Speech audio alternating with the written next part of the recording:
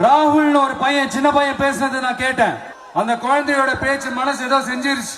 என் பேர் வந்து ராகுல். நான் வந்து 10ஆம் வகுப்பு படிக்கிறேன். இப்போ வந்து எங்கள் ஊரில் வந்து ஏர்போர்ட் வருதுன்னு சொன்னாங்க.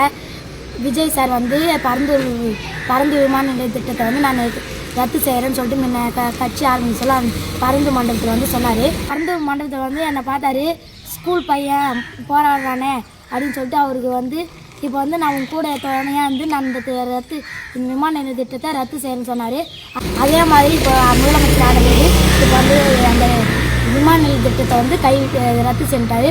எங்களுக்கு வந்து ரொம்ப பெருமையாக இருக்குது, மகிழ்ச்சியாக இருக்குது. இந்த ஊர் மக்களுக்கும் ரொம்ப சந்தோஷமாகவும் இருக்கிறாங்க.